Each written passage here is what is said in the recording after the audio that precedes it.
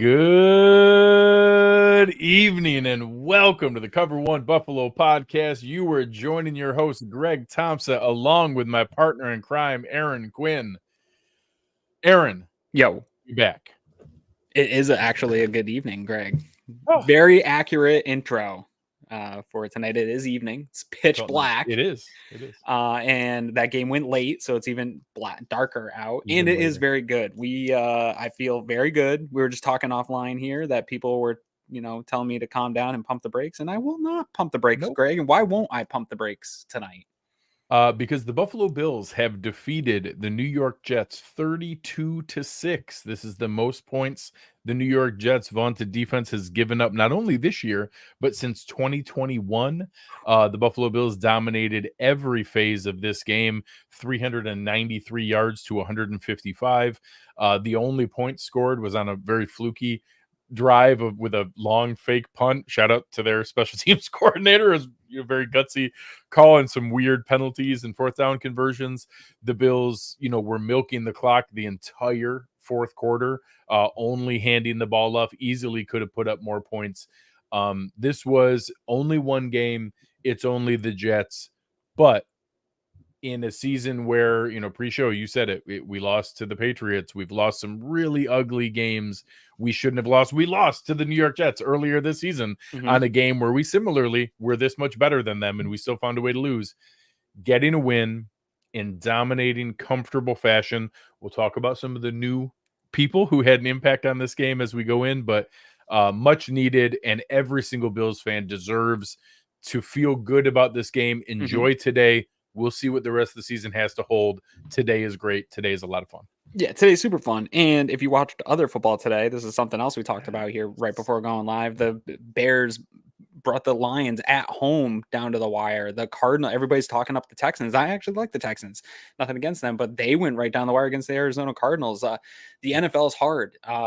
Beating a team like this, I mean, the Jets still have a very good defense. So scoring that many points against this vaunted defense matters. Like putting away a team and having a blowout in the 2023 NFL season.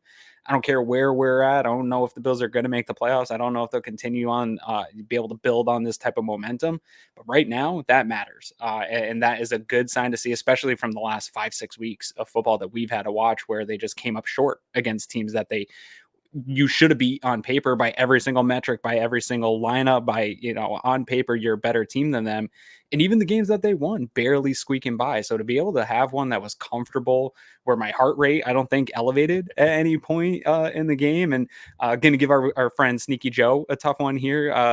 The entire game was played in garbage time, 80% win probability or more. So that's all. Those are all great things right now for Bills fans, especially with the month and couple of weeks of football that we just experienced. Absolutely. So shout out to Nick. Yeah, he's spot on. So happy for you guys to finally have a show where we don't feel bad. Good get right game. It absolutely was. We appreciate Tim and the others giving us contributions here. But tonight really was a much needed one. The Rams upset the Seahawks. The Giants found a way to win. The Raiders had the ball within a score at the end against the Dolphins, going in to try to win the game multiple times. The Packers, beat the Chargers, who were fighting for their playoff lives. The Bears actually easily should have won. They were up 2 scores with 4 minutes and 15 seconds left. Should have held on to that to be able to put together a win. But ultimately, the Bills figured it out. We'll go through some of the higher level stuff here. And then tonight, we actually get a legit Herr drive of the game, and we had multiple options to choose from. Some of the higher level numbers. Josh Allen, 20 of 32 for 275 yards, 3 touchdowns. I'm not even going to count the interception. It was an end of half Hail Mary. The offensive line only let up 1 sack against a fantastic front. I think the rushing performance is going to be muted because of how much they were milking it away at the end when their defense knew we were running it. So 38 carries for 130 yards, especially with the 2 kneel downs. So even if it's the 36 for 132, you still have it at, barely 3.6 yards a carry. It was still a huge weapon in this game. It kept them on pace. They had a couple nice runs, or no big, long broken ones. The long was 12 and 13 yards, but the involvement of the running backs was really nice and something we hadn't seen so far. Yeah, I mean, sign me up all day, every day for James Cook. 17 carries, 73 yards on 4.3, and then getting what is it? Another 4 targets, 3 for 29 in the receiving game with a receiving touchdown, 3 more to Ty Johnson Yep. for 47 yards, and also a touchdown. His tiptoe down the sideline in his basic debut with Bills Mafia. He had technically been active before, but when he first got his first carry, this is not a joke. This is not me making light of it. Out loud by myself in my basement, I said, "Who is that?" Like my brain did not connect who number 26 was in the moment, and I kind of forgot that he was still on the 53-man roster. My brain had maybe moved on to Leonard Fournette or whoever it was going to be. So seeing him legitimately contribute was kind of nice. Yeah, and that type of explosion and speed, especially out of the backfield's what we need. I know I referenced my mailman Charlie quite a bit on this show. He's a big James Cook fan. We talked about this transition to the new offensive coordinator, and again, all week long, I was kind of pumping the brakes on how much change are we really going to see. But the big change that I wanted to see and I thought we would see is the involvement of running backs in the passing game, and specifically James Cook. I definitely didn't predict Ty Johnson coming out of the backfield and having big plays in the passing game, but that type of involvement I think has been missing. And it also goes to show you, when you scouted this Jets team, you saw the stats about, hey, they don't give up touchdowns to wide receivers. They're not giving up these big plays to wide receivers. But where they had a bit of a weakness was running backs out of the backfield catching balls. And so that tells you, too, that this is something we hadn't seen from the Bills in weeks of attacking deficiencies of other defenses. And you saw the Bills sort of prioritize getting those guys looks. And that is a really, again, something that Bills Mafia, Bills fans should feel pretty good about, that even if the offensive schemes and concepts aren't going to change drastically this year, having a guy like Joe Brady being able to attack deficiencies of a very good defense, and Stefon Diggs and Gabe Davis pretty quiet. You would expect, if you saw a stat line where the Bills won 32-6, that Diggs and Gabe Davis would be lighting up the stats, right? Or maybe not Gabe Davis, every other week or so, every few weeks he might. But you would think that Steph Diggs had a big game, but it wasn't a huge game for him. And so it goes to the offensive coordinator. Hats off, obviously. Well, I'm sure we'll spend a lot of time talking about him today, but being able to attack in that way, huge going forward. As we kind of look through some of the pieces there, I like this one. We did kind of a good cop, bad cop. I took away my steak last night, and I only made meatloaf as my 1/11th, and you came back and kind of reassured them that it was okay making your fantastic breakfast sandwiches. I came back strong too. They were good today. It was maybe one of your best performances ever. I put in some effort. Look amazing. Yeah. I'm gonna let you discuss the next section, because people will understand why. The receiving group today, a little bit weird. Dalton Kincaid had 6 catches in the first half and then none in the second half. Again, we milk the clock the entire fourth quarter. Yeah. Stefon Diggs, Sauce Gardner's awesome. He was giving him really good coverage, much of it illegal, but he got flagged once, so at least that one. And a couple drops from Diggs, which uncharacteristic. Yeah, and obviously the big one was the Khalil Shakir, which is really the backbreaker in this game, that any chance they had to even stay remotely close, the weird missed extra point technically kept it within 2 scores, where if they got a fluky weird touchdown, it could let them get back into it. And the Khalil Shakir 81-yarder broke it wide open. His first 100-yard game as a pro, his first obviously 100-yard game as a Buffalo Bill, 3 catches for 115 yards and a touchdown. You have been on leading the Khalil Shakir bandwagon all season long. The floor is yours. Yeah, I mean, there's not much else to say other than this guy is where you are going to generate some explosives in this passing game. Like, Stefon Diggs can get him. He's shown that once he gets the ball in his hands, he can do stuff. But I don't know. I don't think getting him more targets is necessarily going to equal more explosive plays, but you got to find ways to get Khalil Shakir the ball. And that 81-yarder, Sauce gave up a little bit on it, but he is so good with the ball after the catch. And really, that is something that the Bills have been looking for. And it's kind of funny when we talk about yards after catch and all these things. And people have wanted Deontay Hardy to be more involved in this offense, and I understand the premise. We had the argument a little bit about who was going to take over that role, and actually, I mean, Deontay had quite a bit of snaps. When the snap count comes out, I'm going to be interested. He was a big part of the eye candy motion part of the game. For sure. I think is our new Isaiah McKenzie, and that's fine. He might have a game or two where it's a man coverage and people are going to put somebody on him and won't take a Miles Bryant off of him, and you can beat him a lot in those ways. But Khalil Shakir's speed is something that I think everybody saw Deontay Hardy and saw, hey, we need that speed in this offense. And Khalil Shakir has it, and he tested well in the 40, but he doesn't look like he's fast, or he doesn't look like he can get that type of yards after catch, but he does. And every time he catches the ball, man, it seems like it's an explosive play. Last few weeks, I'm still tracking toxic differential.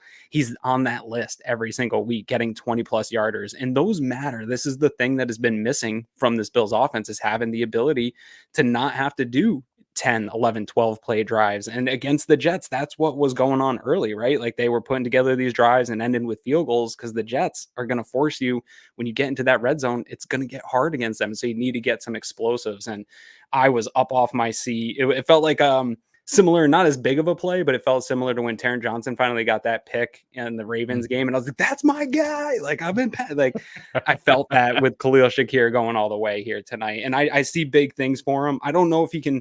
I think a lot of people are assuming he's having this type of production, he can take over for Gabe Davis as wide receiver too. I'm not there. I don't know if he can do that type of stuff, but I do think I when don't Gabe, think yeah, but when Gabe's having a game where he's down, I do think he's the type of productive wide receiver that can fill that production right now.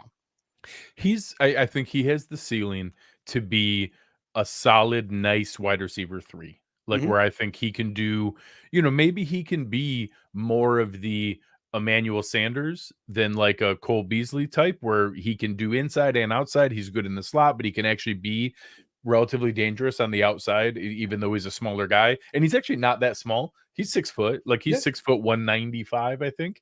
So And he's he's got like a good as catch big. radius. Yeah, he's as big, or technically a little bigger than James Cook. Like, he's Yep. not a little guy. Um, and I will give him a lot of credit.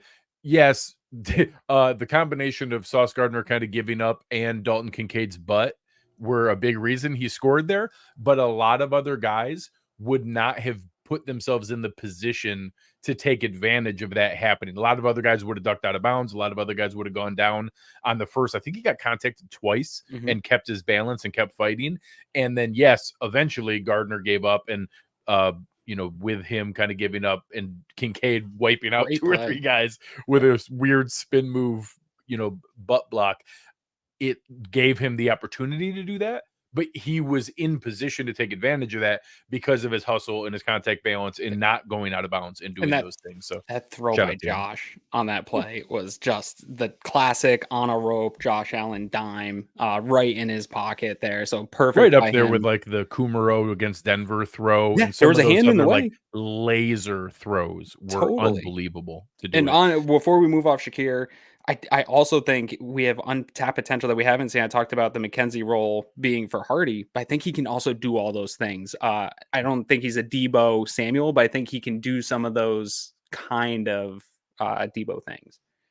Yeah, that's probably a little crazy, but I'll give you a hard time The for saying kind of that. things, like a poor man's Debo, No, right? I get the idea of what you're saying.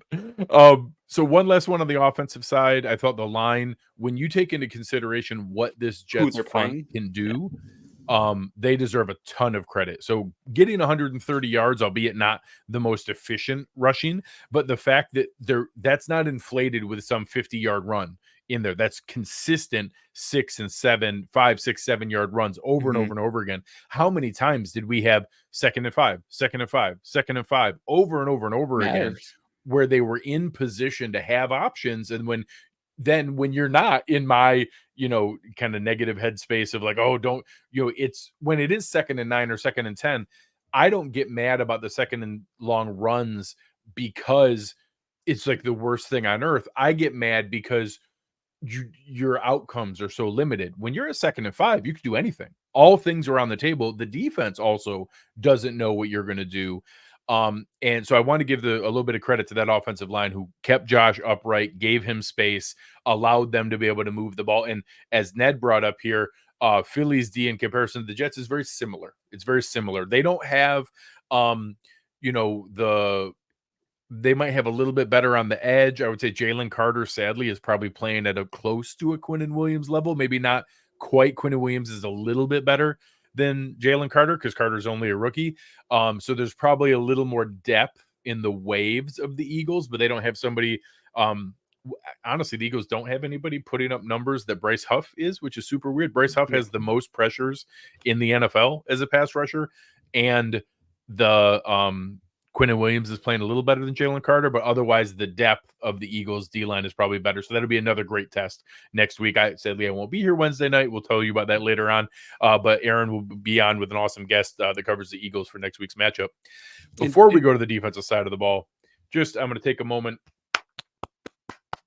For anyone who wasn't sure if it could make a difference, I had a lot of discussions with people about, hey, how big of a difference can a new play caller make? It's the same offense, it's the same language, it's the same things. And I used this exact analogy.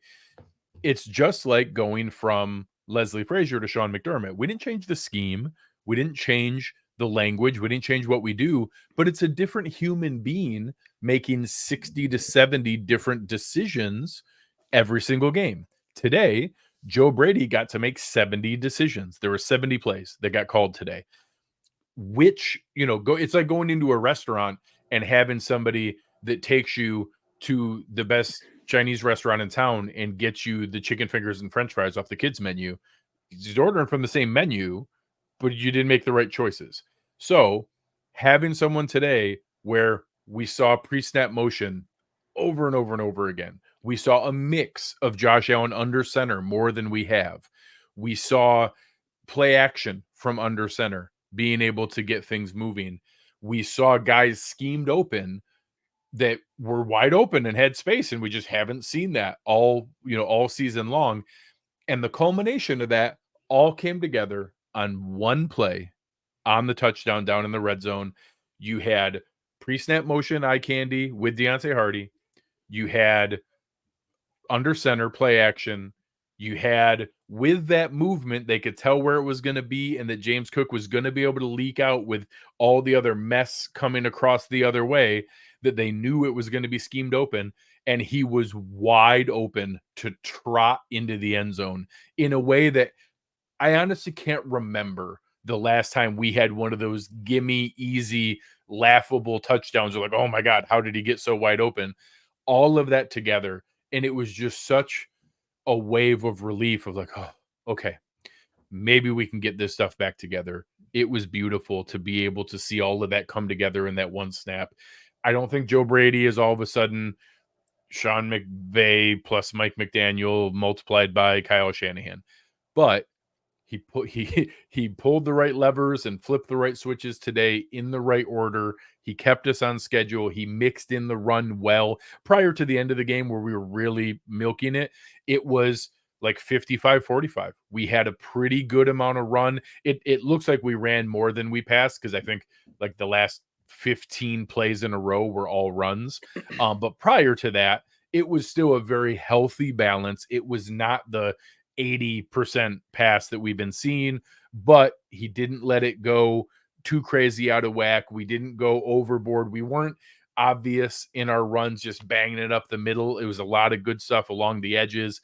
I was really pleased with their debut. I will pump the brakes a little bit. I'm not going to get ahead of myself that he's miraculously saved everything. Aaron, is Joe Brady the greatest play caller in Bills history? I think I'm in love with him. No, what I will push back though, that it wasn't it. I agree with you that, yeah, it's a different person calling the things, but it was also, again, I think the game plan and how you attack a defense. And that was something missing from Ken Dorsey, not just the being able to scheme up players, but where you use the players you have to scheme up to attack the weaknesses of a defense. This is the first time this year, maybe that Miami game a little bit under Ken Dorsey, but where I really felt like the Bills offense was doing the dictating in a game where against the Jets defense, and Robert Saleh, I like to make very fun of him. capable Yeah. of dictating. Yeah, I like to poke fun at Saleh and his team, but that defense does a lot of the dictating around the NFL. And so you coming in and being able to do that shows that it wasn't just the play calls, it was the going into the week and being able to take a defense apart on tape and say, hey, this is how we're going to attack them, and sticking with that game plan.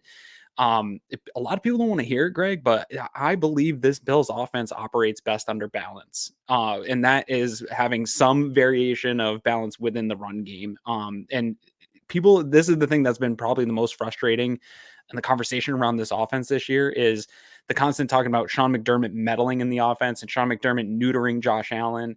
And I've never seen evidence that Sean McDermott isn't a pass first, pass often guy with all this conversation. Like they said, he wanted to take that away from Brian Dable, and they wanted to take that away from Dorsey. But under those two coaches the whole time, he has been consistently pass heavy and pass often, almost to a fault where when the pass isn't working, they still just keep hammering that nail and it doesn't work. Where you see them operate their best. And today, even on the drives where they were ending in field goals, which again, field goals against the Jets defense are a win. And to have those types of drives, where they still maintain that balance and didn't get away from it is what makes this offense tick. And it is what's going to open it up for Josh and allow him to play this type of more calm.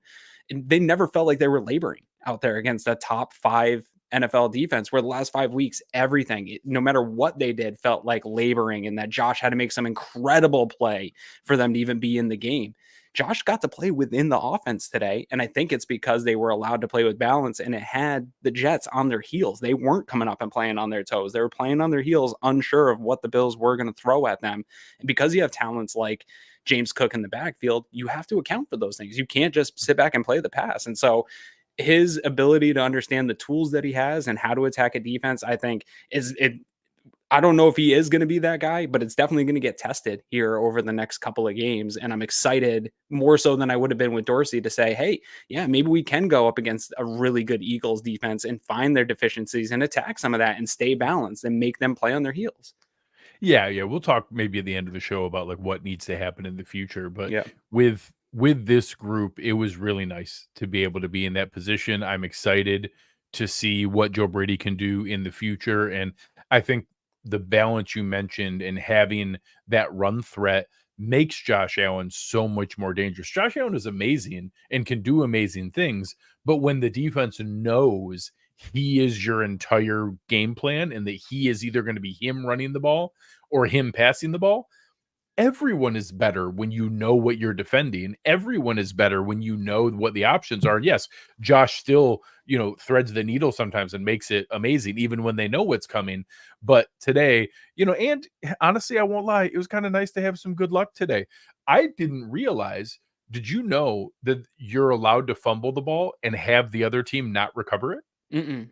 I didn't realize that was something you were allowed to do. The Bills fumbled the ball today, and the Jets didn't recover it. I thought it was just automatically. Every time you fumbled, the other team got the ball. It was kind of neat. That way. I didn't know it was allowed to go out of bounds. That was a cool thing to find out.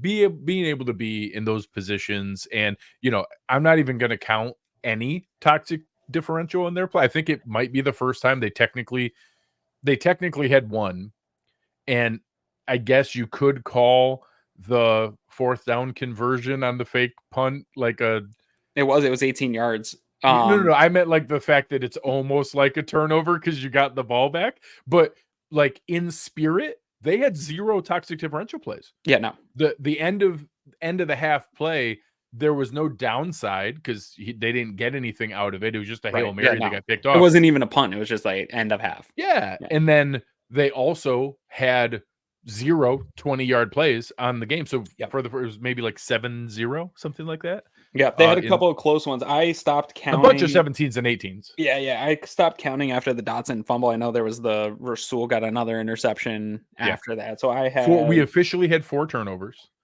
I had 6 toxic differential plays. So 7. Yeah, 7 with the Rasul. I think it was 7-0. Yeah. I mean, technically it'll say 7-1 because it was an interception at the end. But in spirit, it was actually 7-0. Yeah. And I can't tell you the last time that we had that. And Aaron, 2 of them were Khalil Shakir. What is normally the score of a game that's 7-0 in toxic differential? Yeah, it's big. This is where you something like 32-6. Yeah, you get big scores. Yeah. So on the other side of the ball, I think it's really exciting in a lot of different directions. This defense, so the quarterback play for the Jets, we should dominate them. Mm-hmm. We should have dominated that offensive line too.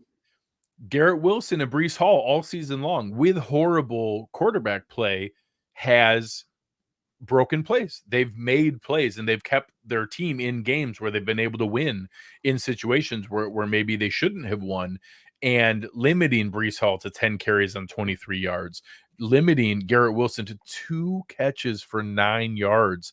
was a dominating performance. And it was nice that it came at all three levels, not even just two, all three levels. The defensive line was ridiculous. We had 6 sacks tonight. Leonard Floyd, dude. Unbelievable. Shaq Lawson winning one-on-ones, Ed Oliver winning one-on-ones, Terrel Dotson on an awesome blitz, and Leonard Floyd is just a monster. 2.5 more sacks, 8 more hits on the quarterback besides those 6. So 14 times we hit the quarterback. That's awesome to be able to see. 5 tackles for a loss. And I said it, we both talked about it in the chat, and I put up a post just kind of giving credit where it's due. I've been as critical of Terrell Dodson as anybody here. I still have some concerns about him in coverage, but he was all over the field today, made 7 tackles, a sack, a tackle for a loss, a quarterback hit, a forced fumble, and was making way, way more positive impacts than negative. And I don't know that he's the answer to any question that we are concerned with the rest of the way. But if he can not be a liability and can contribute with positive plays, that's really, really exciting to see. We now have raised the bar for Terrell Bernard, that we just expect that all the time, but having Dodson hold his own next to him, and still some level of rotation with Dorian Williams. We saw him on the field multiple times, but in that snap share, Dodson made several plays. And obviously the trade deadline acquisition of Rasul Douglas looks phenomenal. Fumble recovery, 2 interceptions, 3 more passes defense, and a really chippy or ticky-tack defensive pass. Super ticky-tack. It was actually awesome coverage. No contact. Yeah. That he was just in, Garrett Wilson's or in Alan Lazard's jock trying to make that play. Yeah. Douglas was fantastic. I thought the defense looked great at all 3 levels. Yeah. My favorite play from Rasul Douglas was not even one of it. The interceptions are fantastic, right? I love those. Great call by Renee here. When you put up 2 interceptions and a fumble recovery, you've got and 3 pass defenses. Rasul Douglas has a great shot at Defensive Player of the Week. That's a great call by Renee. Yeah, for sure. Leonard Floyd might be up there too. He got multiple sacks. Maybe co Defensive Player of the Week, both from the Bills. But my favorite play from him, I forget exactly when in the game it was, but he came up. They tried to get Garrett Wilson had nothing going, and they tried to get him involved with a quick screen, and he came up on that so fast, and Garrett ended up dropping it, but there was no chance he was going anywhere. Like that type of the ability of him to read and react. We saw it in Eric's breakdowns where that's film room. That's stuff that's happening in the film room, and he sees it. And when he pulls that trigger, he might not be the fastest corner in the league anymore, but his ability to process a play and get in there and stick somebody, it's real. And it's a real benefit to this Bills team. And Tony Romo called it out a bunch of times. This is sort of what the Bills wanted to be able to have with Kaiir Elam. Obviously, you wanted to pair it with Trey White, not Dane Jackson or Christian Benford, but that guy that can play press a lot, even in this zone defense, to be able to get up on a receiver and press him at the line of scrimmage is super important, especially when you have a Sean McDermott play caller who's calling a lot more blitzes, who's bringing a lot more guys up to the line of scrimmage. So it's been a huge addition to this team.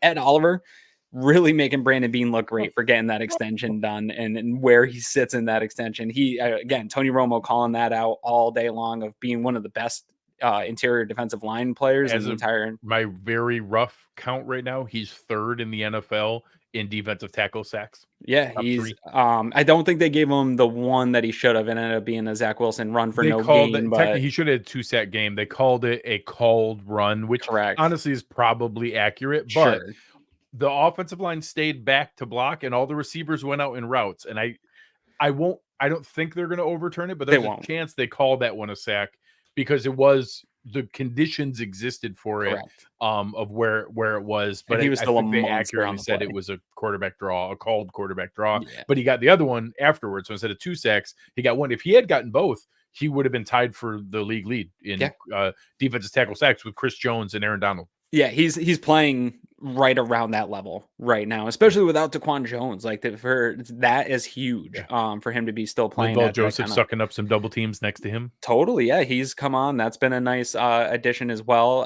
But to the Dotson point, he had a good game, obviously in run support you expected, but he probably played even better than I expect in run support. And this goes back to the conversation that we just had about Joe Brady. Nate Hackett did not do a good job. Like, if I'm the Jets and I'm going up against this Bills team, I would have attacked him in coverage with Breece Hall all day long. And they really didn't do it. And I'm thankful to Nate Hackett for not doing that, because that is probably where you could have generated some explosives. And I know people want to say, look at the athleticism of Dorian Williams, and you rather just have that. And maybe the ceiling's higher, and maybe we can just get more out of the position that way. But I'm going to go back and look at the tape, because even in some of the stuff Dorian Williams was in late when they started taking out the starters, he was still over pursuing on play. It didn't matter in the game anymore, but that's what you're missing. That's why Terrell Dotson's continuing to stay in these games, even if he's a liability bit. And then the only worries are going to be the injuries right now, right? To the defensive side of the ball. Taron Johnson going down. Obviously, he got up and ran, but I would be concerned probably without. Certainly seems like he's in concussion protocol. I would think so. At the minimum. I don't know what happened to Dane Jackson. Neck. Totally, yeah. Yeah, Dane Jackson was declared out as well, I believe. There might be 2 players in concussion protocol and a third with a neck injury between Dane Jackson, Taron Johnson, and how nice is that depth, though, of the mix of Christian Benford and Dane Jackson? Dane was starting, right? And I think that's something here. And to be able to then bring in Christian Benford, who has starting reps, who is similar athletic, but a little bit better at maybe attacking the ball, is such a great piece of the depth, and probably one of the underrated things Brandon Beane's been able to do in building that depth for Sean McDermott at that position. Yeah. So let's flip around now and go through some of the drives through this game. It was a fun way, instead never of defer forever, never not defer again. So almost the exact opposite of last week. Last week, James Cook gets stripped on the first offensive play of the game. We didn't return the ball. It was so literally the first actionable play. And this time, Reggie Gilliam absolutely destroys Tashawn Gibson, knocks the ball loose, and we get the ball at the Jets 22 as a fumble on the opening kickoff of the game. Credit to the Jets defense. They hold tight. They're very, very talented. So they were able to hold and only give up a field goal on the free, on the free possession. Quinnen Williams with a huge stack there. But that was one where I was a little frustrated with Josh. He patted the ball 3 times on that sack. And again, it didn't matter because Tyler Bass did make it from 48, but we saw as the game went, there was a ton of wind. Those were not easy kicks with the wind in the game tonight. Making him kick it from 12 yards further, when just throw it out of bounds. Just throw it. And I get it. People say, oh, but he got called for intentional grounding before. Quarterbacks throw the ball away all the time. Throw it at a receiver's feet. Throw it over a receiver's head on the sideline, throw the ball away, don't eat 12 yards. I was a little frustrated in the moment. Obviously, it didn't end up mattering. Everything was fine later on, but the intentional grounding would have been less yards than the 12 yards. Anyway.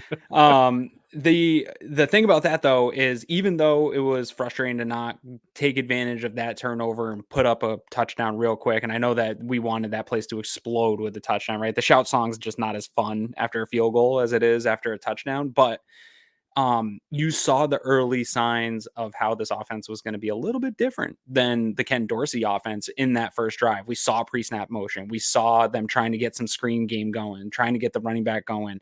Even in the limited 3 plays you had, you saw a little bit of, okay, they're going to do some different things, and that those looks will present themselves later again in this game. And they did. Yeah. Really, really fantastic to be able to see it in that setup. They come right back again. The Bills hold them to another 3 and out immediately. The Bills actually held them on the game, so you'll see this as a trend.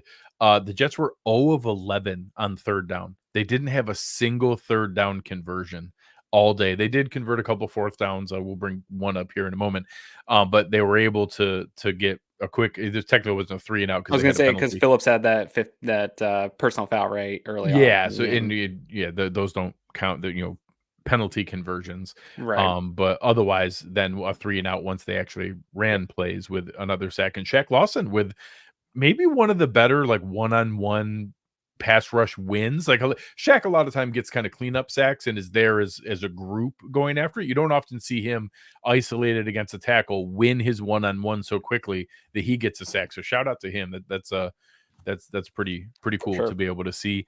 And then it comes right back again. It's a good defense. So the Bills put together a nice drive here. Multiple Dalton Kincaid, nice, quick, smart pickups. Josh scrambled on a play that he checked into, scrambled and slid all at the same time, like a smart check, a smart run, and a smart slide all together to convert a 3rd and 5.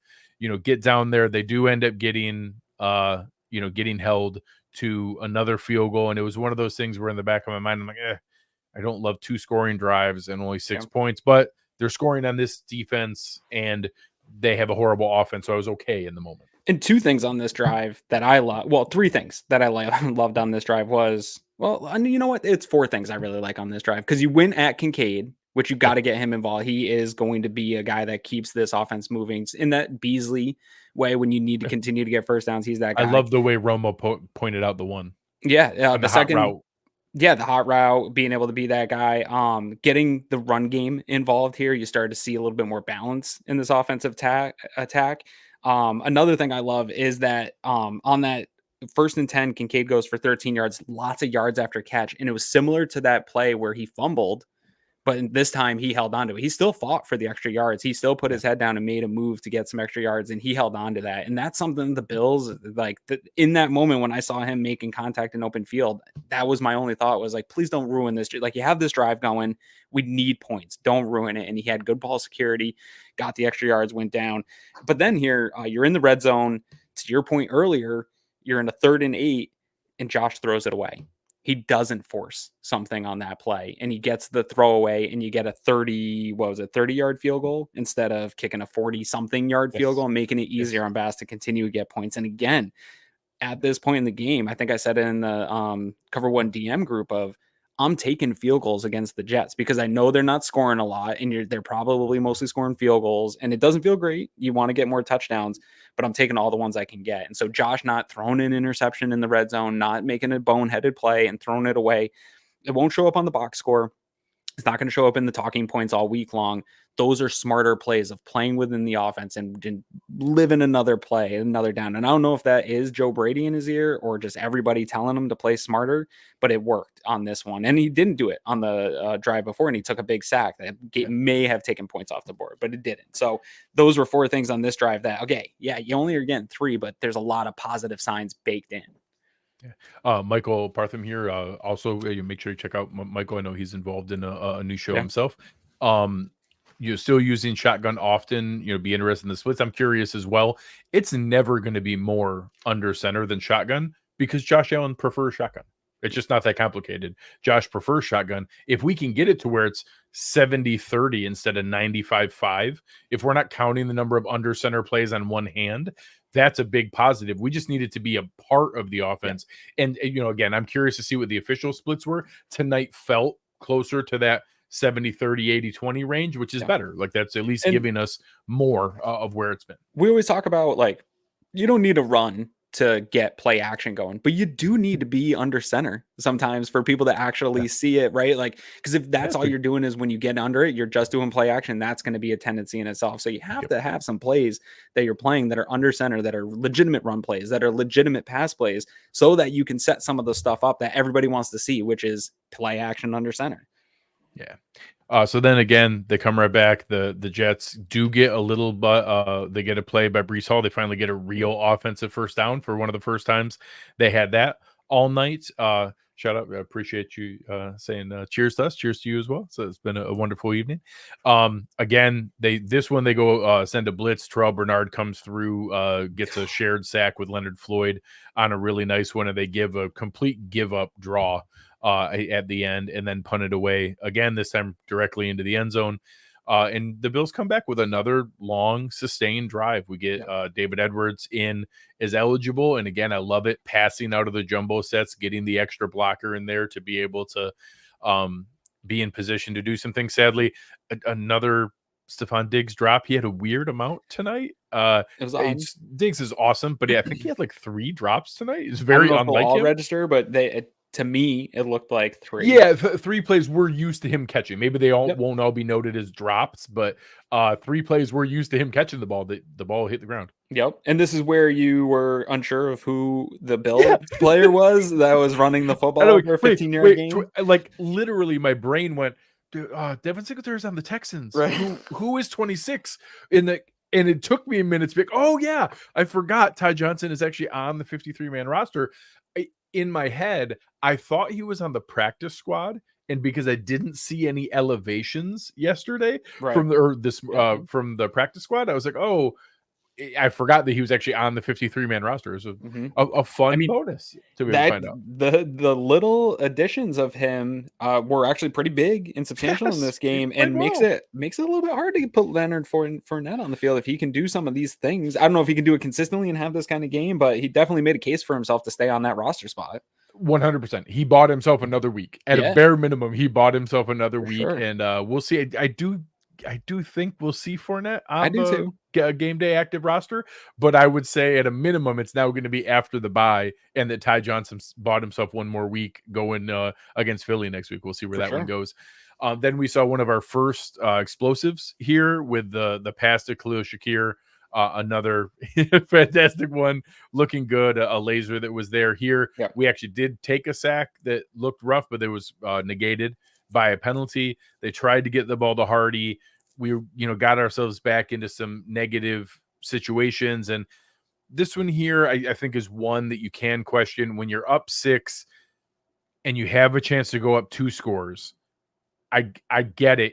I think the math is correct that you kick the field goal in that spot to go up 2 scores. Yeah. But I do think a piece of it can be taken into account with who the opponent is.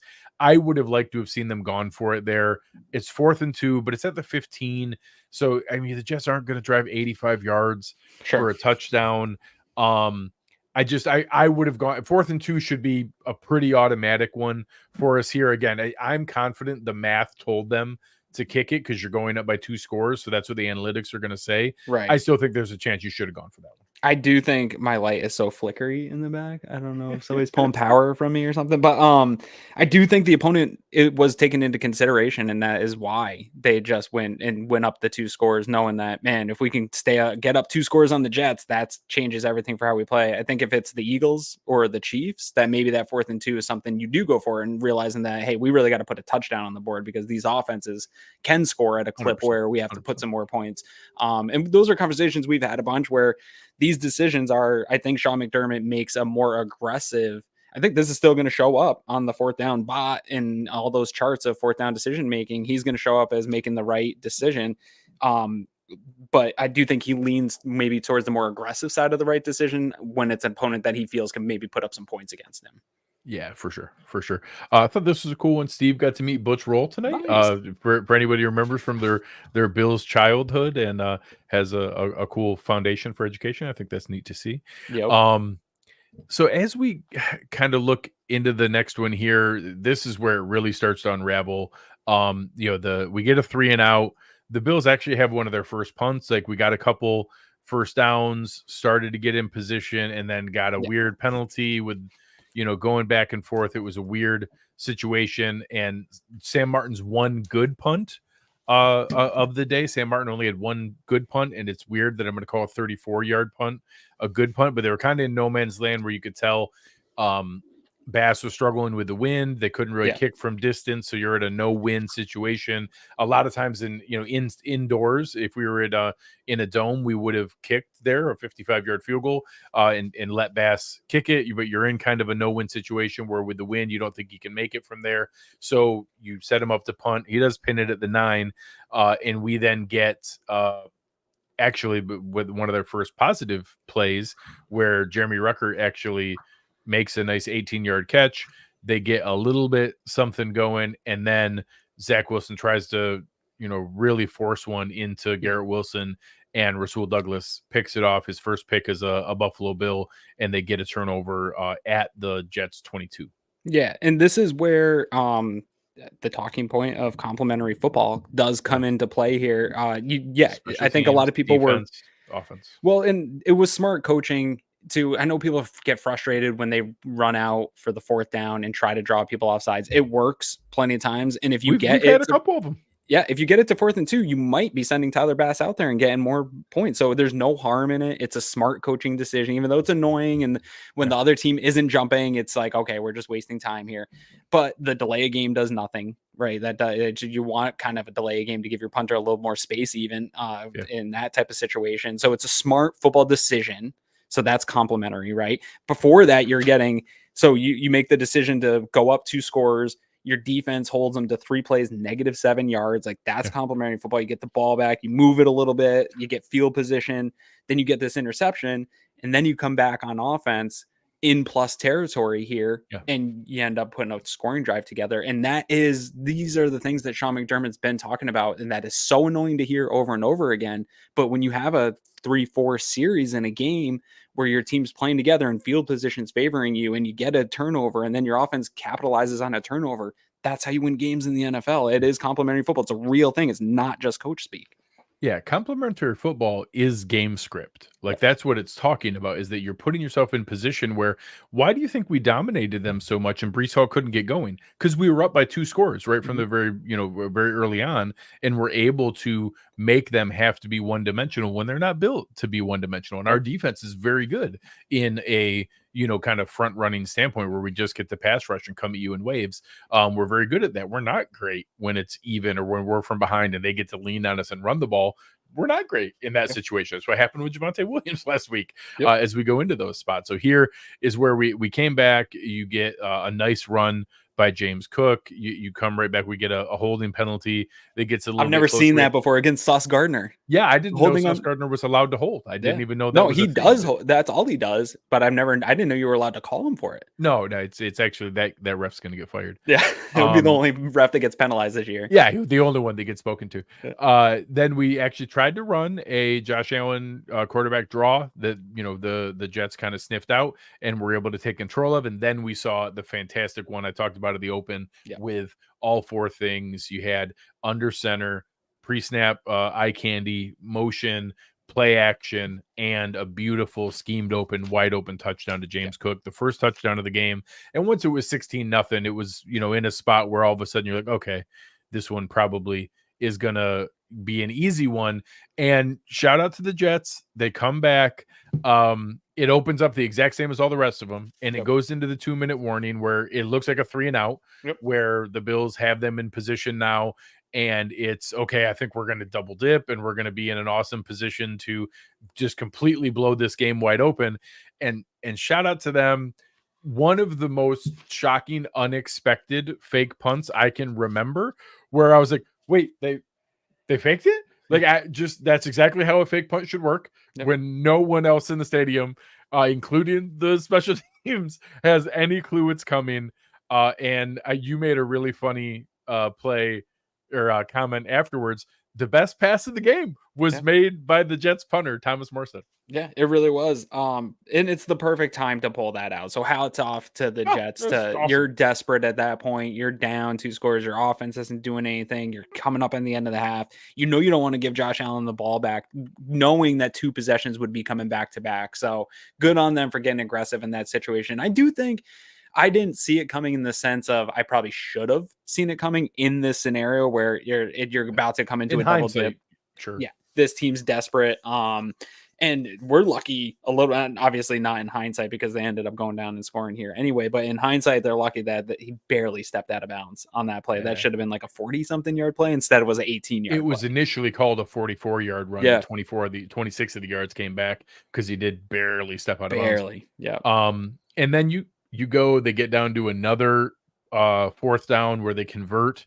And this on is where 4th down, and then on the next one, we get an incomplete pass, but Ed Oliver gets called for one of the most deserved roughing. He was like, it was on me. It was on me. Like it was like full on, like body slammed him. Kids like WCW. Who's Goldberg? The guy? Goldberg. It was like a Goldberg spear where he landed directly on Zach Wilson's chest when he came down. So that one was probably deserved as a roughing the passer. And then they go down. They get 11.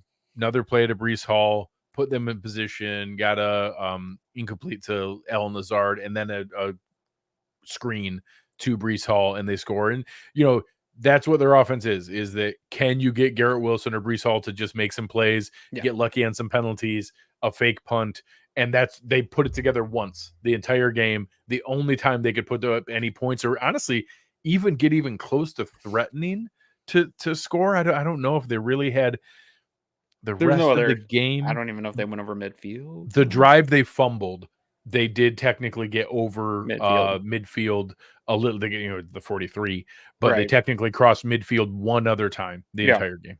Yeah, and honestly, they needed a lot of help. They needed a fake punt, a 4th and 2, an Ed Oliver roughing for this to even work out. So they got a lot of help along the way. Easily could have been a shutout tonight. Yeah. Yep. So then that takes it in. So now all of a sudden you're like, all right, well, that kind of takes a little bit of steam out of it. We were dominating, but it puts you in a spot where now you start to question, like, all right, well, all those field goals now don't feel quite as good because they now kind of negated the vibe it came down a touch. Yeah, brought the vibe down a ton, in that you were now kind of like, all right, well, let's see if we can scrap something out here. We weren't really able to get a lot going in the drive to end it because we had to use some timeouts to not let them run the clock. So then we were kind of in a weird spot. Couple of quick checkdowns. So no, I'm glad they kept trying it. And sadly, with weird wind and everything like that, we didn't. I think our whole career for Josh Allen, we've been waiting for him to like uncork a Hail Mary and just see like, hey, how far can he really chuck it? And he had to roll left and then throw back across his body into the wind. We didn't really get to enjoy what could have been a full Josh Allen Hail Mary experience, and they technically pick it off. And thankfully, Mitch Morse hustled to tackle Austin Davis because they actually could have gotten a little something going. Yeah, that would have been a real vibe check killer in that moment if he turned that into a touchdown, because that would have been one of those ones where it's like you can live with the arm punt idea, even though it wasn't really an arm punt, it was just an end of half play there. But yeah, man, if somebody doesn't hustle back, that's the danger of those types of plays, is you have all your fast guys way behind them 10-15 yards sitting in the end zone. And so good hustle on the offensive line for preventing that from being I even had somebody ask me, should we have taken a knee? And I got so mad at them for even asking the question that I said swear words. No, what? I want to be aggressive.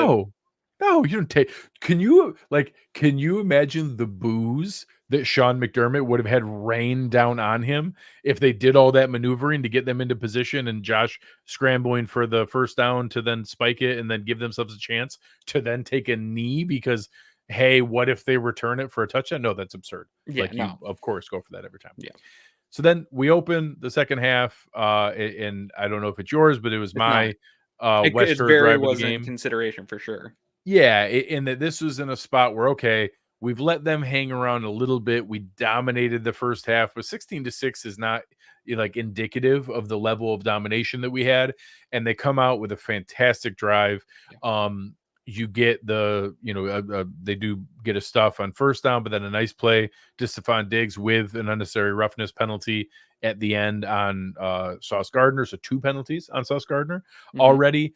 Again, nice balance with run, then a pass to the running back, then more run. And you're just going back and forth, balancing it.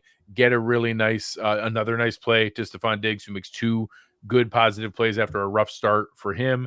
And then a crazy play on a fourth down, again, where you scheme Ty Johnson wide open for the easy conversion. So credit to Joe Brady for that. But shout out to Ty Johnson for tight roping his way down the sideline and scoring on a play that I didn't think had any chance to score a touchdown. Like, I was super excited that, Joe Brady schemed it wide open again. Yeah. Really, really encouraging on that 4th and 1. It was an easy conversion, but you then have Ty Johnson turn up field and all of a sudden have the entire field to himself, tiptoeing down the sideline, scoring a touchdown. Yeah, that's where I tease people about being trait hunters all the time, but that's where speed kills, right? Like, you get a guy on the sideline like that is where speed kills. This drive was super interesting to me too, though, Greg, because this season, this slump that this offense has been on, it started with a -3 yard gain to Cook. Jets stuffed it, right? And the Bills come back and they get that plus 15 on Sauce for slamming Diggs into the ground. So you start to move the ball a little bit with a little bit of help. But then I think it was a 3-yard run, and then the swing pass to Cook went for 15. But then Ty Johnson on a 2nd and 6, -6 yards. Like they got stuffed again. And this year, when those types of things happen and you get into a 3rd and 12 situation, it has been drive killers, and they haven't gotten themselves in a situation where the going for it is even on the table or even within question, or it just spirals from there and it becomes a drive that, in a game like this where the vibe was down, you come out of half and you aren't able to capitalize on a drive and get points on the board, and you're just letting the team hang around. And that's how you get these games where teams that shouldn't be in a game hang around to the end and make a winning field goal, right? And so them to have that ability to get back in it, Diggs getting it within a 4th and 1, and then being aggressive, going for it on 4th and 1, and not just sneaking. It was like a 4th and 1.5, really. It was almost a 4th and 2, and not just being able to run it with Murray and get stuffed, but to have the ability to scheme a guy open in the passing game and get the ball to a running back. All those things are big wins and things that we haven't seen here during the slump. And for it to then turn into a touchdown is just really awesome. Yeah, it's very, very encouraging. So super excited. Shout out to our guys at West Herr. It's been fantastic working with them all these years, and led by Bradley Gelber, who leads their social media and marketing team. So make sure you're checking everything out that they have going on. Not only the largest automotive dealer in the entire state of New York, but also one of the largest employers in Western New York. So many good jobs and valuable positions for people and families around Western New York. So make sure if you have any automotive needs, you're checking them out. Go check out the guys over at West Herr. Should go I ahead take and it down? No, you can go ahead and you drive? leave that graphic right up, because the Jets come out and it's not a 3 and out. But they technically did get a first down on a penalty on the BS penalty by Rasul Douglas. Like they didn't actually convert and don't deserve credit for it. But they technically got a first down. Correct. So we'll do whatever. They end up punting it back to the Bills here. And this is my drive of the game. It might be my drive of the year. Because I'm a big fan of like a 12 play, 85-yard, bringing the ball up and down the field, balanced drive. But I like it a lot better when it's a 2-play, 86-yard, 55-second drive. Those are the best. Those are the best drives that you could ever have. Khalil Shakir going 81 yards. We talked about it earlier. Just opened this game up. It came from, we got the lead, we can't let them score, to it's 28-6. And how much can this boat race get out of hand at this point? And also Khalil Shakir's my guy.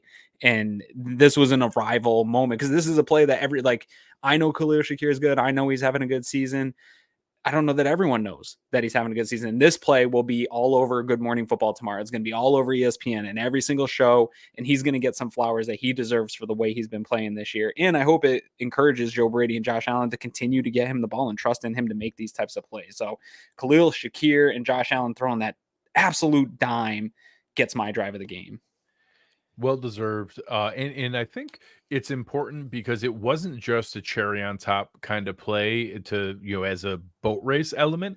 On the previous one, on my drive of the game, unfortunately, due to the wind, Tyler Bass missed the extra point. Yeah. So it technically kept it within a 2-score game. And you're in a spot where, like, okay, don't let something stupid happen. You get like one of those.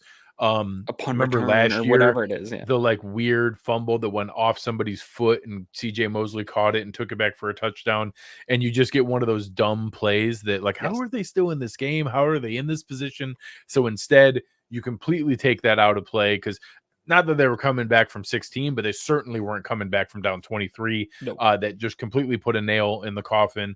And now all of a sudden, with 21 and a half minutes left in the game, it was all garbage time from there on out, that you're just kind of milking it.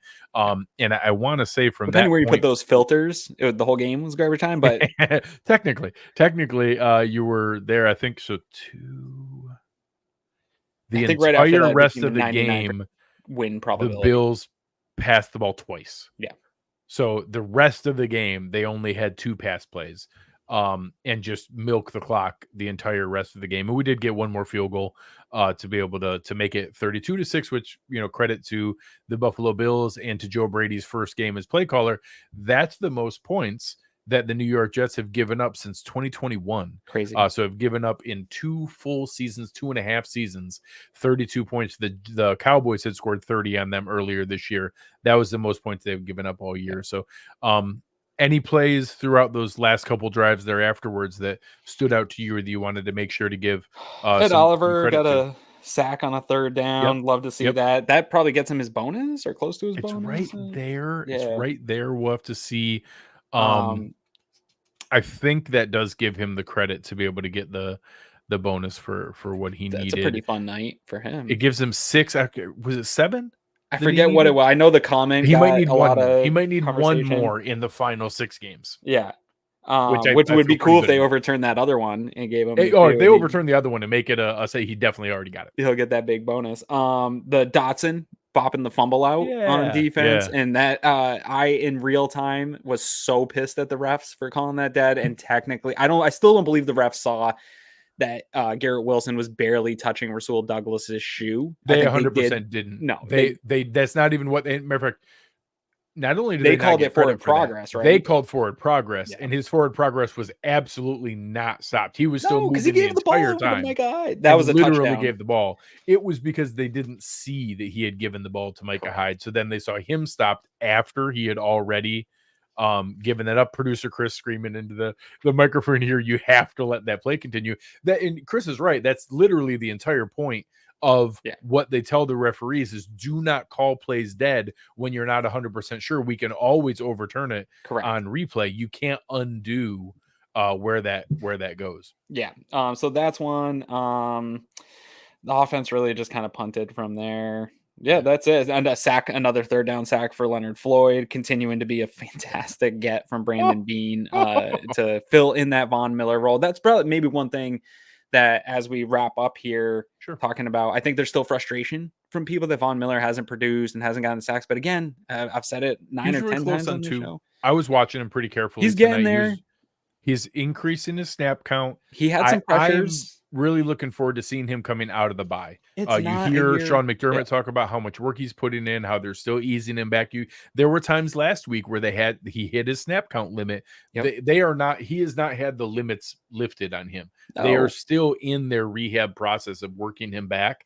Yep. So being able to be in a position where he can fully unlock everything that's there will make a big difference. Yeah, I haven't even enjoyed turkey yet this year, right? And like my thing was he's not coming back until it's turkey time, and he came back sooner than I expected, and it's probably a benefit. He is ramping up. Tony Romo spoke about it, talking to him this week, that there's a plan and there's a process here, and that process is really about the playoffs. I don't know if the Bills will make the playoffs or not, but the way he's ramping up, if the Bills make the playoffs, the Bills are getting a legitimate player back in Von Miller, assuming he continues to stay healthy. You see the progress each and every week. To your point, there was pressures there. There was things there. But the Bills going and getting Leonard Floyd in his absence to be a legitimate pass rusher has really worked out well for the Buffalo Bills here. He has been better than I expected in terms of just pinning his ears back and being the pass rusher for the Bills. So first, Chuck's absolutely right. Everybody go hit that like button. It really, really means a lot. It's your way of spreading the word. If you've enjoyed our show tonight and you think other people should check it out, you don't even have to recommend it. It'd be lovely if you did. If you wanted to go and recommend it and tell other people to check it out, that'd be great as well. But you don't have to do that. All you got to do is press the like button, and it tells the algorithm you want to share it. I just saw some people share here, and Chris confirmed in our staff chat that the Browns have signed Joe Flacco.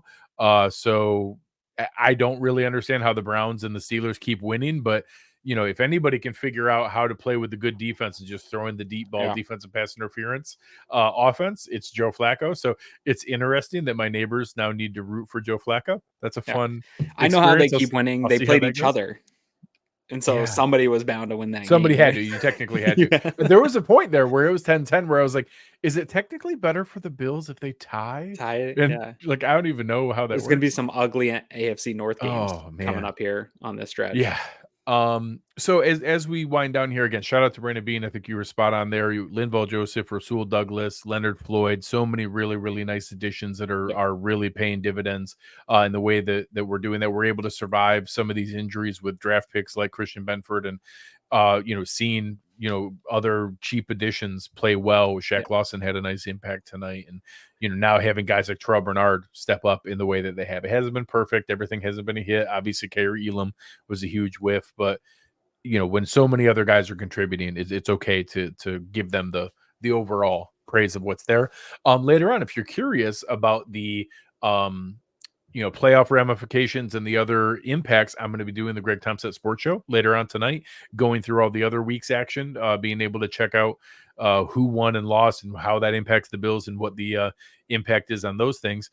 I will be missing you here. I leave, my family and I leave for Disney tomorrow. You can see I was in a Christmas mood here. I had my Bills pulled Santa sleigh as my shirt here tonight. So Aaron, you're going to be on your own with Chris Infante, who's an awesome follow on Twitter talking about Bills Eagles.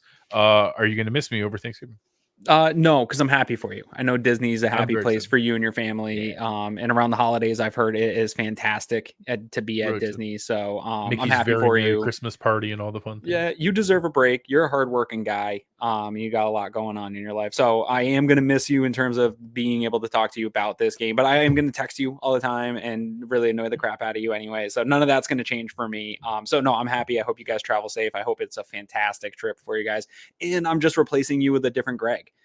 So Greg Vorse is going to come on and be with us here for the show and help us out and help us get through you. So it's like, it's, not necessarily, you can't replace certain players on a team, but you can patch it together. And so Greg and I are going to try to patch that episode together. When you bring in Rasul Douglas, it's still pretty good. That's right. It's still pretty good. I'm excited. Yeah, he's not Trey White, but Rasul Douglas making plays out here. Maybe Greg will have a big episode coming up here. But before we get out of here, I do want to bring up, there was a super chat earlier that I did see, but it wasn't in the flow of our conversations. I didn't want to neglect it later though. But there is going to be some relief coming back in the tight end room with Dawson Knox at some point coming back here. And just the tip canoe, great name. That is fantastic. Yeah, that is really, really good. In your opinion, how do you see us integrating our 11-12 personnel back when Knox is back? We saw some moments of it with Quentin Morris and Kincaid, and also sneakily. It doesn't have to be Knox or Shakir because you saw Morris involved tonight. Yeah, and sneakily we've seen Gabe Davis doing some of the 12 personnel stuff. Eric so even pointed though that out really well. Yes, even though it's 11 technically, they're still doing the 12 stuff. And fans are really low on Dawson Knox right now. It's not as bad as it feels it is. I know he's got some drops issues and stuff like that, but he's a plus player and a benefit to this team. Fantastic and blocker. getting a good player back is going to be a benefit to the Bills. They're going to find a way. I don't know the ways they're going to. I don't think they'll lean into 12 personnel like they were trying to early in the year, but he's going to get some rotation. What I hope is that it's not him coming back and being tight end one. I'm firmly on Kincaid is that guy, and we're going to go forward with that. Yeah, but I do think he has a role to play in this offense, and I think that he'll make some big plays down the stretch for him. Yeah. Well, how about this? We saw how impactful the balance of the ability to run the ball in the game here. Dawson Knox helps that. Dawson Knox is also a more versatile weapon than having to lean on David Edwards as that player, where you're able to then go out because he can leak out and still make a play. He can leak out and still be able to make a positive impact. And as long as they're smart about the usage and as long as they're in a position where we can see, him sprinkled back in. And I think it's nice they'll be able to use the injury as an excuse to slowly work him back in without having it be a huge role. And Khalil Shakir only had 4 targets tonight, and I think he had a pretty good snap count, but he doesn't need 80-90% of the snaps either. You're going to be in a position where now you can keep everyone involved, everyone engaged. The only 2 people I want on the field every single play on offense, skill position wise, is Diggs and Kincaid. Everybody else can rotate. Everybody else can move. And heck, even with the amount of pre-snap motion we do, Diggs doesn't play all the snaps. It's really just Kincaid that's on the field all the time. Everybody else. And for anybody that gets confused, the Dolphins, if you look at how much Tyreek Hill and Jalen Waddle play, they play like 69% of the snaps. Because when you do a ton of pre-snap motion, you're running all the time. So you can't. Hardy and Shakir and Diggs, you can't play all the time because you get tired. Like you're running constantly. It's smart to have depth to be able to do it. I want to work that in. I love having Quentin Morris as a third tight end. I like Reggie Gilliam as a mix-in weapon. I want David Edwards to have some jumbo sets, and I want some 12 personnel. It doesn't have to be either or. We don't need to run 10 personnel or 0, just all wide receivers, 5 wide. We can mix it up. We can have both. Yep. That's and about it. The best one was Padden here. That was fun. That was it a really lot of fun. It really was a lot of fun. I was up off my couch clapping, legitimately excited again for Bills football. Yeah. It was a huge relief. It was a ton of fun. So help us out. If you had fun here tonight, press the like button on your way out. Leave us a comment in the YouTube comments. That goes a long ways as well. Yep. Give us a like, give us a rating, give us a review. We appreciate it here. Again, you guys have been awesome. Our fantastic producer, Chris Kepner, has been going through all your comments, getting them up on the screen here. We appreciate that very, very much.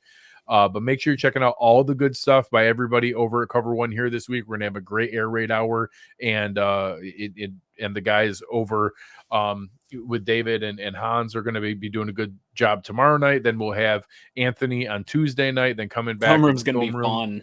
Eric and Anthony are going to have a great time, and then Aaron and Greg Voris will be back with you guys on Wednesday night, and then we'll be back here again next week, ready for you. Hopefully, finding a way to get another W on our first big test down the stretch here with the Philadelphia Eagles. You'll be a little sun-kissed from the Florida sun a little bit. Get a little bit. Careful of sun out there, right? Wear some sunscreen. I will. Okay. I'll be smart. I'll be careful. Yeah. I know you're not going to wear a hat. I'm not going to tell you to wear a hat. No, don't let's be silly. But yeah, I'm going to have a good time. We'll be. Maybe I'll have some Mickey ears or something. There you go. All right, guys. Thank you guys very, very much. On behalf of Chris Kepner and Aaron Quinn, I am Greg Tompsett. You've been listening to Cover One Buffalo, and we are out.